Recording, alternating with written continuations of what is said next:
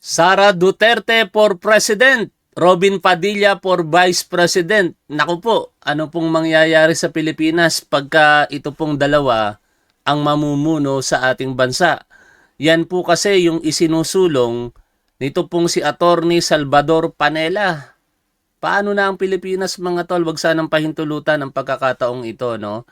Na pamumunuan po tayo ng kung tawagin nito pong si Ramon Tulfo, isang baliw, at kung tawagin nyo naman, isang bobo. Ayoko pong paniwalaan na bobo si Robin Padilla, pero konting kumbinsi pa sa akin mga tol, maniniwala na akong bobo yan si Robin Padilla. Ayan nga po yung balita, nare-reactionan natin.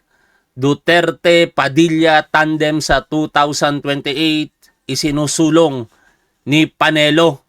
Pero bago po natin puntahan ang balita na yan, ano kayang nararamdaman ngayon ng mga taga Davao? Kasi lagi na lang silang nakatutok dito sa Manila, konting baha sa kalsada, pinagtatawanan nila, pinupuna nila. Pero sabi nga nung isang DDS, naging host na sa SMNI, karma is a bitch. No? Pero ang spelling niya, yung tabing dagat. Karma is a bitch. Eto nga po. Yan ang mahirap kasi sa inyo. No, nakalulungkot itong pangyayari sa inyo, pero sana pagka may mga malulungkot na pangyayari dito po sa Metro Manila o sa ibang parte ng Pilipinas, huwag niyong pagtatawanan na para bang untouchable kayo, partikular sa galit ng kalikasan.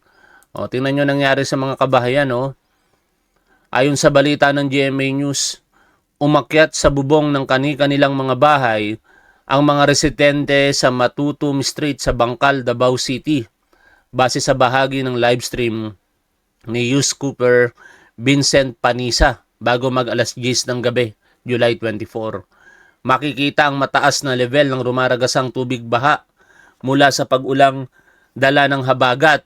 Ito po, mas malala po ito. Kung makapuna po sila doon sa mga pangyayari ng pagbaha dito sa Metro Manila, partikular sa mga pangunahing kalsada, antimano, binabanatan si Pangulong Bongbong Marcos. Pwede nyo bang banatan din pagdating diyan sa Davao? Kaso lang, ang pagkakaalam namin, merong 51 billion pesos noong 2020 hanggang 2022 para sa mga infra projects, including flood control projects. Nasaan na yung mga yon? Yan kawawa naman yung mga taga Davao. Di ba? Yan yung sinasabi nung DDS na karma is a bitch. Ito pa. Sa balita naman po na ito ng Abante News Online, mga residente sa Davao City na pilitang umakyat sa bubungan dahil sa baha. Ilang residente sa Taal, Bangkal, Davao City ang napilitang umakyat sa bubungan ng kanilang mga bahay matapos tumaas ang baha dulot ng tuloy-tuloy na pag-ulan itong Biyernes ng gabi. Baka kay Pangulong Bongbong Marcos nyo pa rin isisiiyan, mga taga Davao. Sino ba kongresista nyo po dyan? Sino ba mayor ninyo, by the way? No? Kayo nagtitiis, nahihirapan. Tapos may kumakalat na video, yung mayor nyo nagpapakasarap sa nightclub. Ito pa Yan grabe Ayon naman po dito sa 1TVPH, baha sa Davao. Malakas ang agos ng tubig, baha sa kalsada sa Los Amigos, Tugbok District, Davao City. Kasunod ng malakas na pag-ulan ngayong gabi, July 24, 2026. At yan po Anong masasabi nyo ngayon sa pinagmamalaki yung mga Duterte?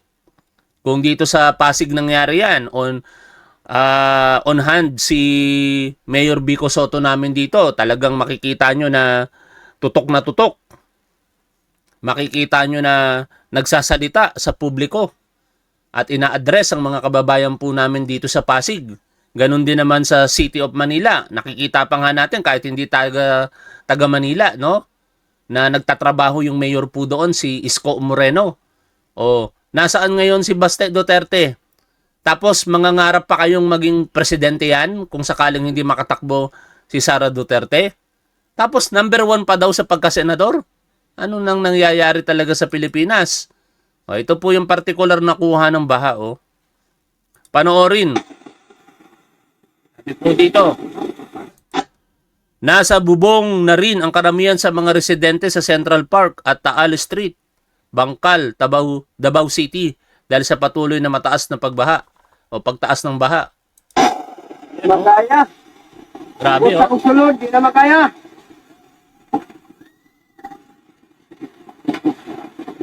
Oh, grabe. Oh, saka ko na rin. Grabe. Guard house, oh.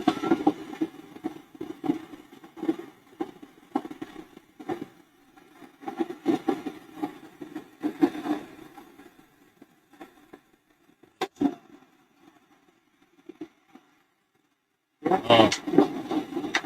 Mga taga Davao, pagtatawanan nyo pa rin yung mga taga Manila pagka kami binabaha dito ng hanggang talampakan o hanggang malapit sa tuhod. O, tingnan nyo naman yung nangyayari sa inyo ngayon. No? Kasi dapat yung mga ganitong pagkakataon, hindi po natin to pinagtatawanan o gagamitin para lamang makapanira tayo sa politika. No? Dapat pag may mga ganitong pagkakataon, nagkakaisa tayo eh. Kaso lang, kayo lang nagsisimula. O, tingnan nyo ngayon, yung mga pagtatawa ninyo, yung mga sinasabi ninyo, bumabalik sa inyo. Sana, nasa maayos kayong kalagayan dyan. Lumipas na ang magdamag. Sana humupa na yung baha. Ito pa, oh. Oh. Oh, ito na. Bahagi na ito ng rescue operations. Grabe, oh. Tingnan nyo yung nangyari sa inyong mga kagamitan. O, yung mga sasakyan, lubog sa baha. O, sira na yan. Kailanganin nyo pang ipaayos ang mga yan. Rumisponde ang mga rescuer sa mga natrapang residente dahil sa baha sa Central Park at Taal Street, Bangkal, Davao City. O, ngayon, sana tayo namang mga nandito sa Metro Manila, wag po natin pagtawanan itong nakalulungkot na pangyayari dito sa Davao. Hindi po natin dapat ginagamit sa politika yung mga misfortune, yung mga hindi magandang pangyayari sa buhay po ng kapwa natin Pilipino. Hayaan na lamang po natin na ang mga DDS ang gumagawa niyan, wag na po natin silang tularan. Kasi pagka tinularan po natin yan at pagtatawanan natin sila ngayon, wala po tayong pinagkaiba sa kanila. O, kaya hangad po natin na sana unang-una ang inyong city government sa pamumuno ni Baste Duterte, maganap nila ng maayos ang kanilang tungkulin dyan. Sa ating national government naman, naniniwala akong hindi po yan pababayaan ng ating Pangulong Bongbong Marcos kahit winawalang hiya ng mga taga Davao, si PBBM. Ngayon, punta na po tayo dito po sa ating pag-uusapang balita. At ito nga po, isinusulong nitong si Panelo ang tambalang Sara aka Baliw ayon kay Ramon Tulfo at Robin Padilla aka Bobo ayon po sa inyong mga manonood. Kumbinsihin nyo pa ako mga tol para kinalaunan maniniwala na akong bobo talaga itong si Robin Padilla. Bagay raw na maging Vice President sa 2028 si Robin Padilla ayon kay Attorney Salvador Panelo. Bukod dyan, si Padilla pwede rin daw maging future President. Narito ang Frontline Report. Kung tutuusin, medyo malayo pa ang 2028 presidential elections at bukod tanging si Vice President Sara Duterte pa lang ang nag-anunsyong tatakbo siya sa pagkapangulo. Kung sino ang kanyang running mate, wala pang pinapangalanan. Pero para kay dating Presidential Chief Counsel Salvador Panelo, si Senator Robin Padilla ang magandang katandem ni VP Sara. Inopos ko si Robin na maging Vice President. Pag si Robin ay nanalong Vice President, I'm sure he will win together with Inday Sara. Nabanggit din daw noon ni Panelo na kung hindi si Sara, si Binoy ang presidente niya for 2028. Pero dahil nag-announce na ng kandidatura ang kasalukuyang bise, edi pang 2034 na lang daw si Padilla. Siya ang susunod kay Inday Sara presidente. Base sa latest survey ng Pulse Asia, number 1 si Padilla sa Grabe ano? Survey, sabi nila scientific ang process. Tapos tingnan nyo naman yung mga lumalabas po dito, mga tol. Robin Padilla, number 1 pa rin sa senatorial survey. Kayo na nga nagsasabi, bubo itong tao na ito. Ako, di ako magtataka dito sa mayor namin. Talagang mangunguna yan. Pero mukhang wala namang balak pumalaot sa politika itong mayor namin dito sa 2028 na si Vico Soto. Si Senator Rapi Tulfo, hindi naman questionable yan sapagkat nakikita naman natin yung kanyang pagsusumikap na makapagsilbi sa bayan bilang senador. Ako nga, nung una, kritiko ako nitong si Rapi Tulfo eh. Pero sa totoo lang, kahit hindi ko gusto yung kanyang mga style sa pagharap sa publiko, lalong-lalo na sa pagresolba ng mga conflict, kasi shortcut lagi eh. Pero hindi matatawaran yung kanyang pagnanais na makapagsilbi sa ating bansa at sa ating mga kababayang Pilipino, kaya walang problema sa akin yan. Si Alan Peter Cayetano, of course, bias tayo, no? Ito, kulang na lang yata kainin ito yung dumi ng mga Duterte. Kung gaano kasipsip ito sa mga Duterte. Tapos ngayon may kontrobersiyang kinakaharap.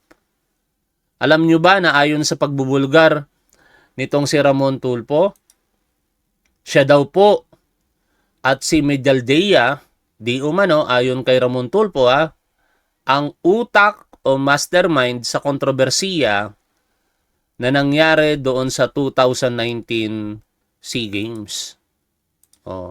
Ito po, baka sabihin ninyo, fake news ako. Ewan ko kung fake news si Ramon Tulfo.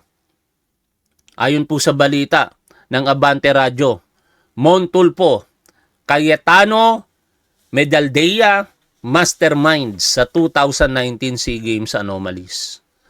Tapos, napag-aalaman pa natin ngayon na di umano'y may mga flood control project or ghost project diyan po sa baluarte niya mismo sa City of Taguig. Iyan ngayon ay tinututukan nitong si Senator Ping Lacson, no? Dito nga po sa bahagi po ng interview sa kanya, ipapanood ko po sa inyo muli. Ito. Ano sinasabi dito ng Senator Ping Lacson?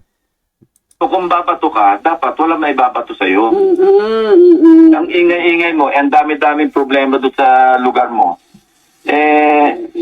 Alam mo, pati yung mga, kala ko, isa lang yung bagban niya nung una eh. Lumalabas ngayon, na-identify na bagben. Sa ngayon, at least 3 eh. 3? Exciting ang abangan natin sa Blue Ribbon Committee. Ano, sir? Kailan ang target, sir? Ganito, Victoria, Robert, kasi ang inisip ko, either simultaneously, ipadala ko ng diretso sa ombudsman para madali na yung investigation nila. Pwedeng unahin kong Blue Ribbon o kaya pwedeng hindi ko na idanto sa Blue Ribbon para mas mabilis. Idiretso ko na lahat yung nakalap naming ebidensya. Yari ka ngayon. Diretsong ombudsman na para mas mabilis pa.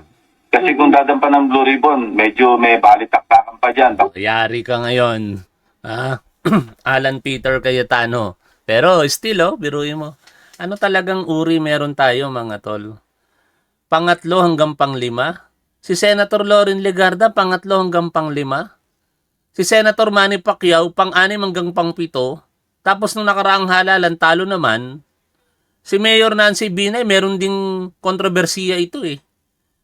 No, pero mukhang hindi nag-push through yung sinasabi ni dating Yusek Bernardo sa kanya. Si DepEd Secretary Sani Angara, pang-8 hanggang 9. Senator Mark Villar, pang-8 hanggang 9. Si Ben Tulfo, pang-10 hanggang 12. Talo naman nung nakaraan. Ito ang worst dito. Pumapasok pa rin si Senator Jinggoy Estrada, tinalo pa yung kapatid niya. Grabe yung anong uri ng pag-iisip ang mga natatanong dito. Kaya nga, itong mga survey na to, kung pwede lang, dapat po ito, ipinagbabawal na to eh. Nakokondisyon lang ang isipan ng taong bayan dito, lalong-lalo na yung mga hindi tutok sa balita o sa ating politika. Kawawa naman sila, yung mga araw-araw na nagtatrabaho, tapos makakapanood sometime ng balita, ganito makikita nila, naiimpluwensahan tuloy yung isipan nila. Akala dahil porket marami, di umano ang nagtitiwala sa survey sa mga taong ito, iboboto na rin nila. Senatorial preference. Pero kung sa usapin ng pagka-Vice President, ito pa, oh. pangalawa si Padilla. Nangunguna riyan Nangunguna si Bongo. Nakrantetin talaga. Kumakaharap sa kasong crimes against humanity. Sa bagay, hindi na natin dapat problemahin yan, mga tol eh. Kasi ako naniniwala ako, kung hindi man lumabas ngayong 2026 ang warrant of arrest laban kay Bongo, lalabas po iyan sa 2027. At tingin ko, seseryosohin niya ng ating gobyerno, maliban na lamang kung makasuhan si Bongo dito sa Pilipinas at labasan din siya ng warrant of arrest. Mamimili ngayon ng gobyerno natin.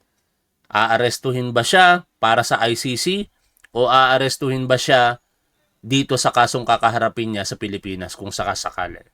O number 2, si Robin Padilla. Ano ba ito? Reflection ba ito ng dami ng mga DDS sa mga survey na sinasabi ninyo? Kasi kung paniniwalaan natin itong mga survey, di napakarami ng mga DDS, parang ang hirap paniwalaan. Nakikita naman natin sa mga pagtitipon nila.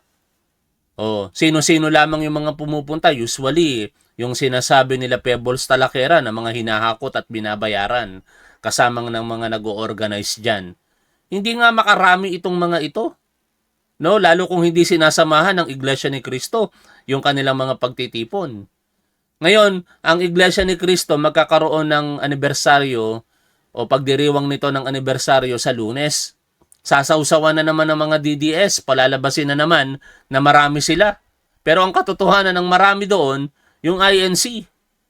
No, sana wag niyong haluan ng politika yung pagtitipon o pagdiriwang ng inyong anibersaryo sa Lunes sa mga kapwa natin Pilipino na Iglesia ni Cristo. O, ituloy po natin ang pakikinig dito po sa balita.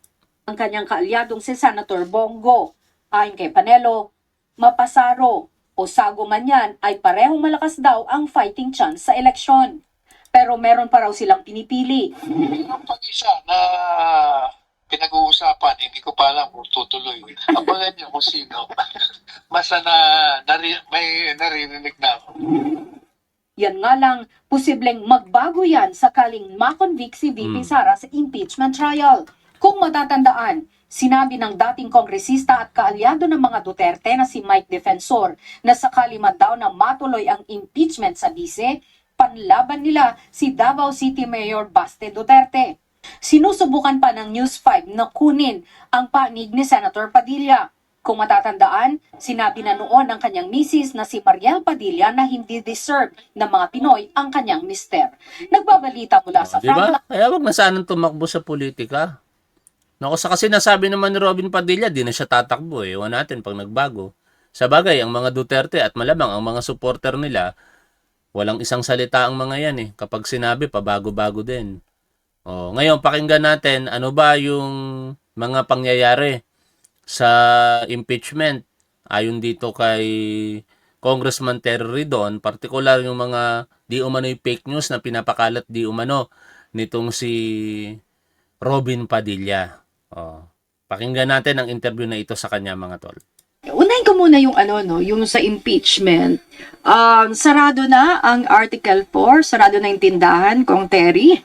So, tatawid na tayo sa Article 1. Tama ba yan? So, anong assessment mo sa Article 4? Tingin ko naman napatunayan na po ng House Prosecution, no? Yung pong kailangan pong patunayan dito sa bagay po na ito, yung pong bahagi ng pagbabanta doon po sa tatlo pong mga testigo na ikasa na po yun. No? So, antayin na lang po namin kung ano po yung paglalahad naman ng pong depensa na kanila pong pagpapaliwanag kung bakit po nagkaroon ng pagbabanta ang ating pong pangalang Pangulo laban sa ating pong Pangulo at sa kanya pong pamilya. Nahirapan ba ang prosecution, Kong Terry, sa pagtatanggol dito sa Article 4? Kasi maraming objections, di ba? Tapos, syempre, sinubukan ding gibain ng depensa, no? Yung testigo, mga ebidensya. So, nahirapan ba ang prosecution? Hindi naman. Tingin ko, naman po, nailahad po ng mga abogado ng prosecution po, no? Yung pong kwento at katotohanan dito po sa pagbabanta. At syempre, nung nagkaroon naman po ng cross, sinubukan ding tibagin. Agree. Wala pong pagdududa doon mga tol. Even nga ang depensa, hindi naman nila tinanggi na may video si Sara Duterte. Ang ginawa na nga lang nila, atakihin ang kredibilidad ng mga testigo. At hindi pa nakontento sa depensa lamang, sumausaw pa ang mga senator judges, no, na mga sumusuporta dito kay Sara Duterte. Inatake nila, lalong-lalo si Robin Padilla, inatake niya yung kredibilidad nitong si Attorney Tonggol. No? Hindi pala si Attorney Tonggol. Attorney Lotok. Si Attorney Tonggol ay spokesperson ng impeachment court. I'm sorry. Tapos, prior to that, kine-question din itong si Padilla yung credentials nitong si John Mark Kalilong, yung unang tumestigo sa grave threat na yan laban kay Sara Duterte. NBI senior agent po yon. Tapos pinakahuli, ito pong si Director Matibag. Pinalabasan pa ng depensa ng old videos para lamang palabasin na questionable din yung kanyang kredibilidad at integridad. ng depensa po yung kredibilidad, yung pong ilang mga testimonya, nung pong mga saksi. Tingin ko naman ho ay na-survive ng atin pong mga testigo. Their credibility had ended intact, no, pagkatapos po ng 3 linggo po ng testimonya. Oo. Paano maka-apekto tong isinumiteng reservation, I think, no, ng 5 senador tungkol doon sa pagsasabi na, no, pagpapakuha nitong mga bank at tax records ni VP Sara? Wala naman ho. Kasi syempre napagpasyahan naman na po ito ng presiding officer. More importantly, it was never subject to a vote. No? Ibig sabihin, hindi po nag-object yung pong ating mga senator judges formally, and they had opted to file their manifestation / objection na lang po to the decision of the presiding officer para mag-issue po ng subpoena para sa mga bangko, BIR documents at AMLC records ng mag-asawang Duterte Carpio at ng kanila pong mga kumpanya. Ito ba ay sa Article 1 na inaasahan natin na magiging matindi rin yung bakbakan? Tingin ko naman, wala naman po nga hindi pa ho tayo alam, no? Dito po sa confidential funds misuse kasi nakita na ho natin yan. Kilala naman na ho ng buong bayan si Mary Grace Piatos. Ang mahalaga na lang naman po ay masubject po sa aktual na paglilitis. Ito pong mga impormasyon na ito. So, mapag-usapan ho dyan yung NBI report na nagsabi na yung pong handwriting nung pong mga pumirma po nung mga acknowledgement receipts ay parang iilang mga tao lang, isang grupo lang, no? Magandang makausap din ho natin yung PSA, Philippine Statistics Authority, na nagsasabi na yung pong mga Mary Grace Piatos, Milky Sikuya, hindi pinanganak, namatay at kinasal sa Pilipinas, no? At yung pong COA report din mismo, no, kung saan in-underline po yung pong pagpapasauli ng 448 million ng confidential funds mula sa Pangulong Pangulo personal. So, more or less yan po yung magiging takbo po ng confidential funds misuse article sa susunod pong mga linggo. Kinwestiyon kung Terry ng defense, no, kung Sa mga gusto pong sumali sa raffle po natin, makinig po kayo, at for the last time sasabihin ko po ito at hindi ko na uulitin pa sa mga susunod na live stream. Ito pong ating raffle ay magaganap sa July 30, 2028 at 26. At paano po sumali? Magko-comment po kayo ng inyong real name dito po sa link na ibababa ko. I-comment ang tunay na pangalan para makasali. Yan. O kaya naman puntahan nyo po mismo yung Top 1 Merch Facebook page. Tapos nakapost po ito doon. O kaya naman doon po sa community post po natin sa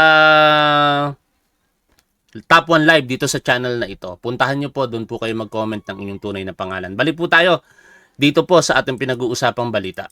Sapat ba o malalim yung investigasyon sa grave threat? Kumaga, sinubukan nilang ipasok sa record yung freedom of speech, kung naging, hindi lang ba naging basihan yung mga nakita sa internet. Kasi sa online naman talaga lumabas yung pahayag na yon. Kung Terry. Well, ano naman po, tingin ho natin yan pong authentication nung pong video documentation, nagawa po yan nung pong mga NBI agents yung po lahat ng aspeto ng pagpapatunay na mayroong aktual na banta na ginawa po yung pangalawang Pangulo, nagawa na po yun. And more importantly, tinatanggap din naman ng depensa na nangyari ho lahat ito. Aha. Meron lang silang paliwanag. Ibig sabihin, ang paliwanag nila, may justification kung bakit nasambit ng atin pong pangalawang Pangulo ito pong bagay na ito. Oo, at saka ang kanilang talagang argumento ay hindi inimbestigahan ang kabuuan ng video.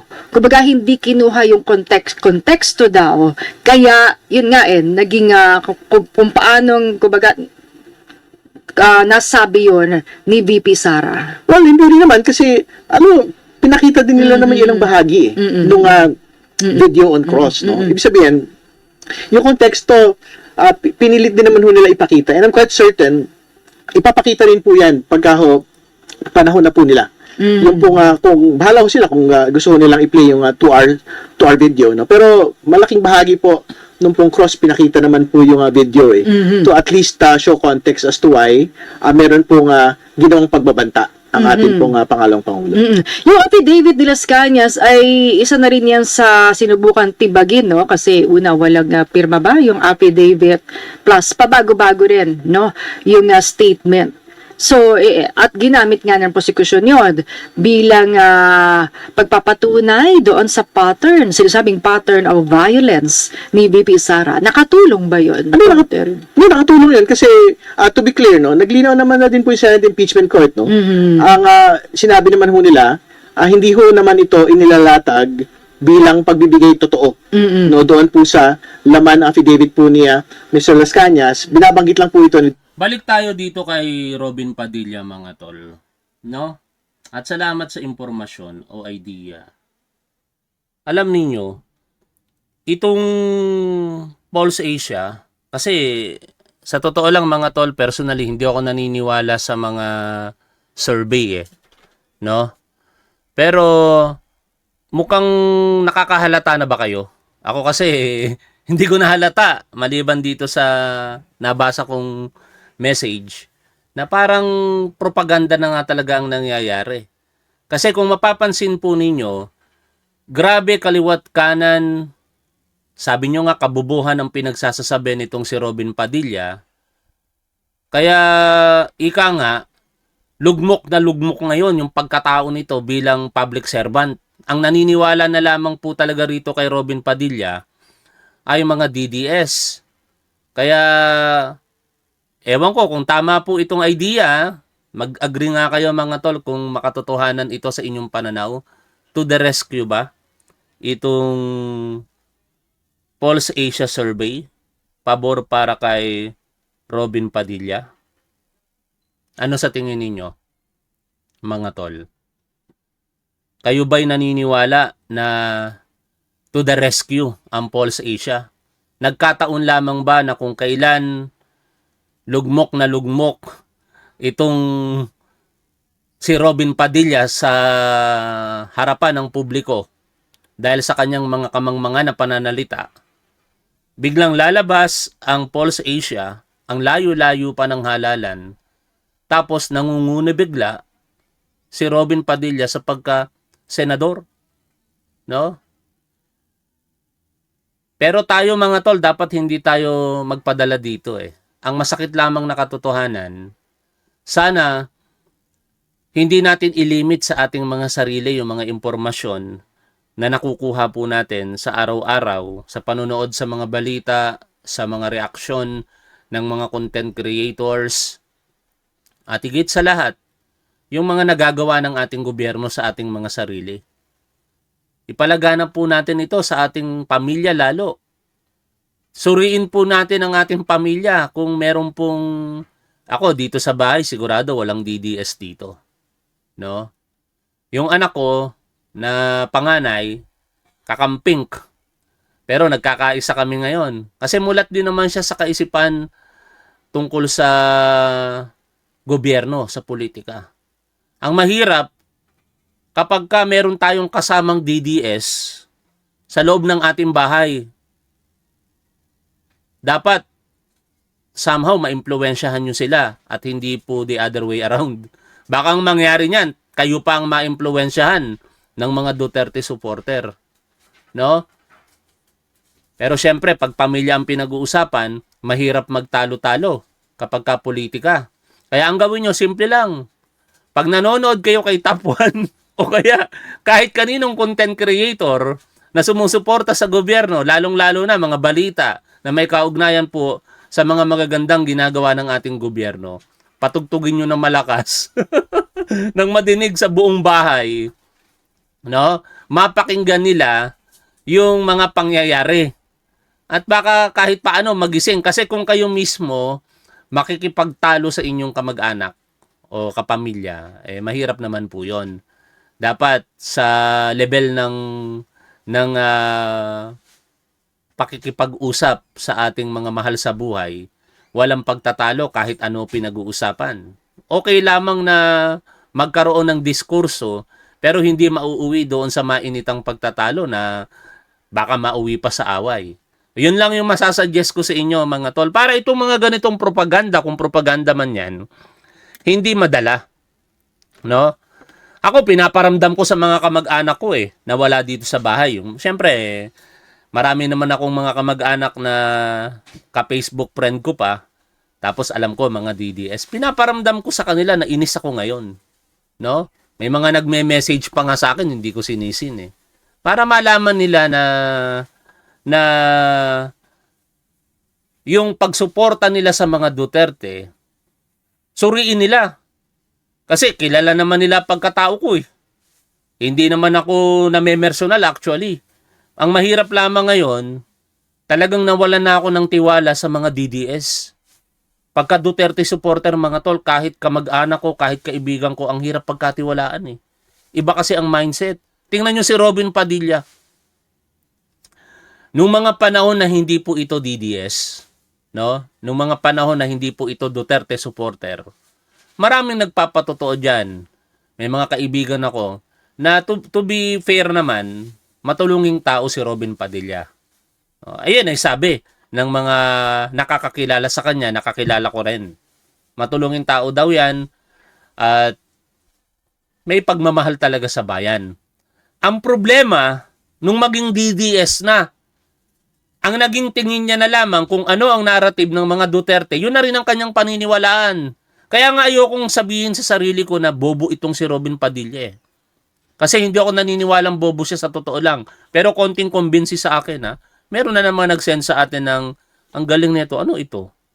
Yan Salamat po sa 250 jewels kung ano man yan. Hindi ko alam yan No? But anyway, sapat na nandito kayo at nanonood kay Tapon mga tol. Kahit di na kayo mag-send ng mga digital gift na yan. Maraming salamat sa inyong suporta. At maibalik ko lamang dito kay Robin Padilla. Dahil po sa kanyang siguro pagmamahal sa mga Duterte, nagiging tanga na talaga. Hindi po ako naniniwalang bobo Ulitin ko lang sinabi ko basta kumbinsihin nyo lang ako, baka maniwala na ako. Bakit ayaw akong sabihin bobo si Robin Padilla mga tol? Napakahirap talagang pag-aralan ang salita po ng ano yung ginagamit niyang salita sa wika nila. Marunong bumasa ito ng Quran Ang dami ko kasi nakasamang mga Muslim sa PNP na hindi po kayang bumasa ng Quran. Hindi sila marunong.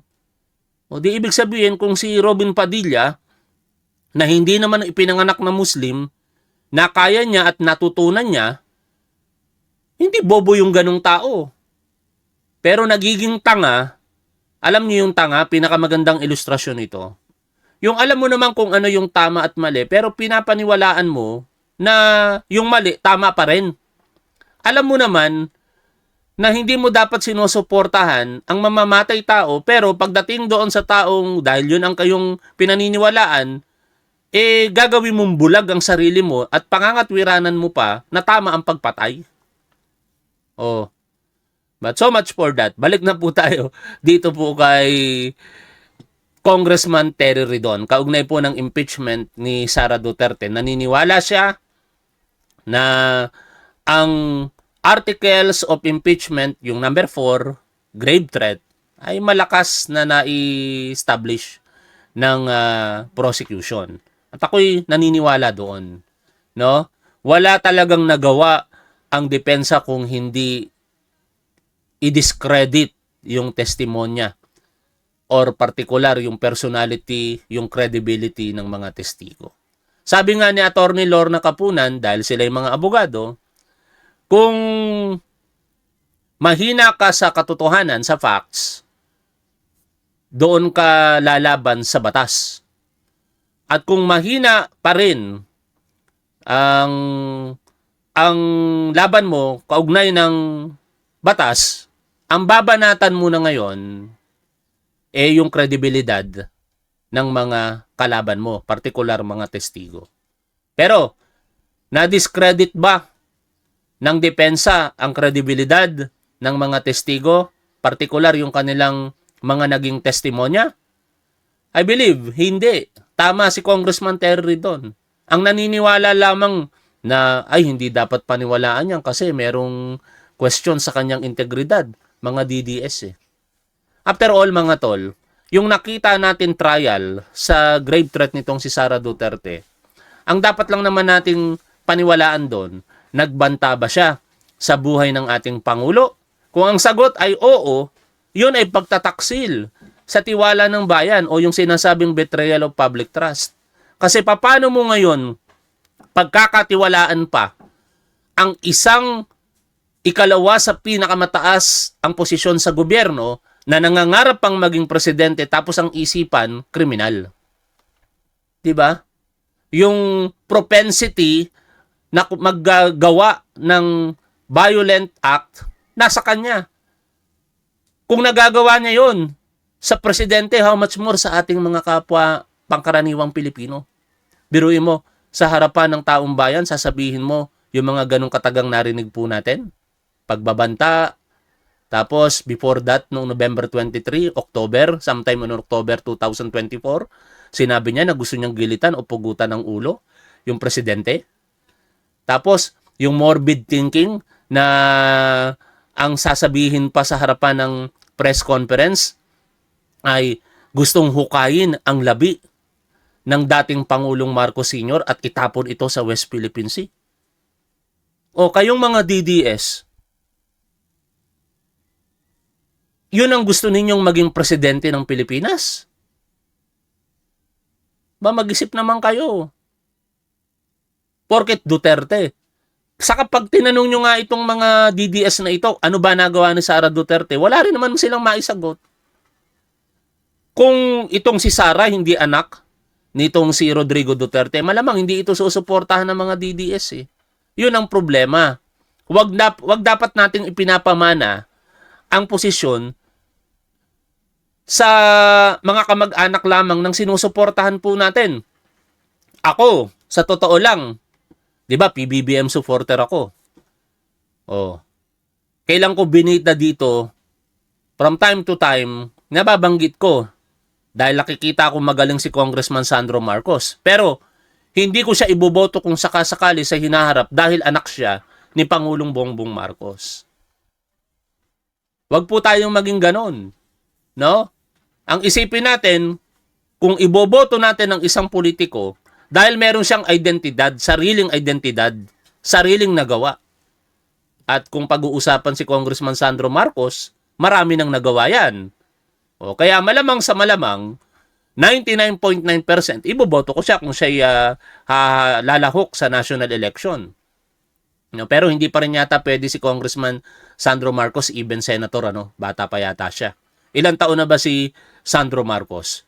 O, sa kabilang dako, kayong mga DDS, iboboto nyo si Baste Duterte sa pagkasenador dahil anak siya ni Rodrigo Duterte? Ganon yung mindset ninyo eh. Pero tatanungin ko kayo, ano ba nagawa ni Baste Duterte?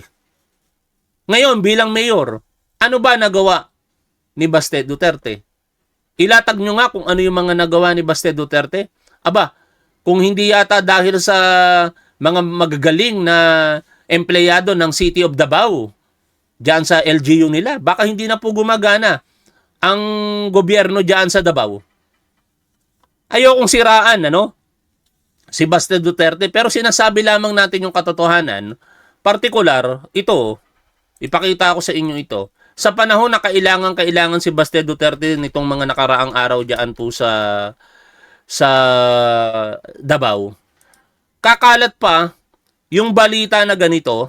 Nasaan na yun? Ito.